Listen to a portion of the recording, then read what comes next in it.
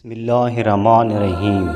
یا رب تجھے اکبر کی جوانی کی قسم ہے، مجھ کو میری جوانی میں کرب بلا دکھا۔ آس جیسے بھائی کی تلوار روک کے دنیا تیری حیات بڑھا دی حسین علیہ السلام نے۔ حضرت یعقوب کا یوسف کو پانا اور تھا، حسین علیہ السلام کا اٹھتے بیٹھتے اکبر تک آنا اور تھا۔ کس واسطے منہ موڑتا ہے نماز سے، کیا یاد نہیں آخری سجدہ حسین علیہ السلام کا؟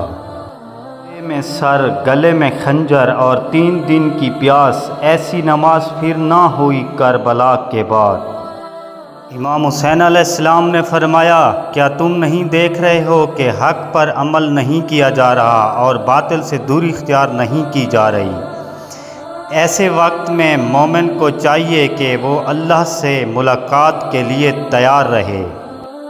امام حسین علیہ السلام نے فرمایا، میں شہید رفاع ہوں، جب بھی کوئی مومن میرا ذکر کرے گا تو اس کی آنکھوں سے آنسو جاری ہو جائیں گے۔ مظلوم پر آنسو بہانے سے خدا کی خوشنودی حاصل ہوتی ہے۔ امام علی علیہ السلام نے فرمایا، جو شخص غریب نہیں لیکن غربت کا اظہار کرتا ہے وہ غریب ہو بھی جاتا ہے۔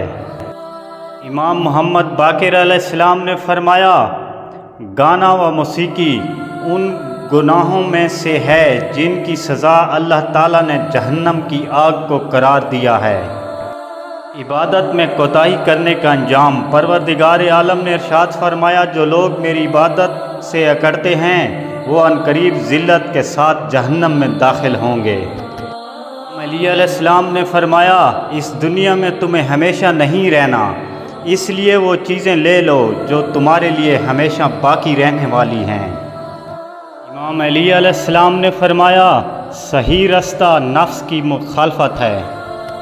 مولا علی علیہ السلام نے فرمایا، بدترین آدمی لمبی امیدیں والا اور بد کردار ہے۔ امام علی علیہ السلام نے فرمایا، بے شک تم آخرت کے لیے پیدا کیے گئے ہو، اسی کے لیے عمل انجام دو۔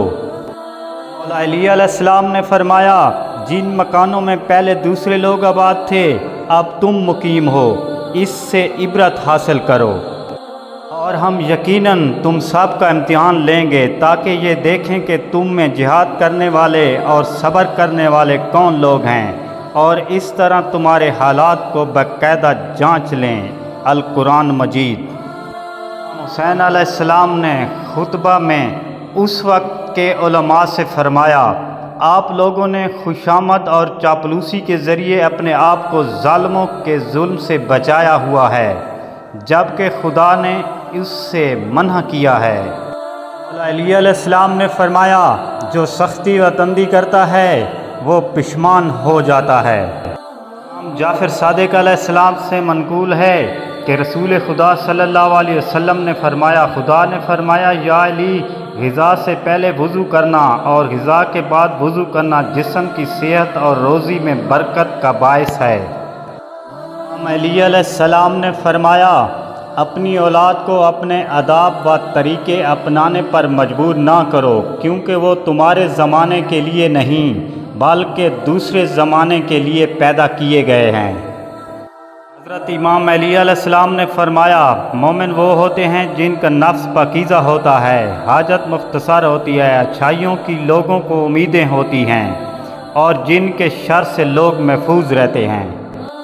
دھوپ کی ردا اوڑھ کر سو رہی ہے بطول، دیکھ کر بے سختہ روتا ہے روزہ رسول صلی اللہ علیہ وآلہ وسلم کا۔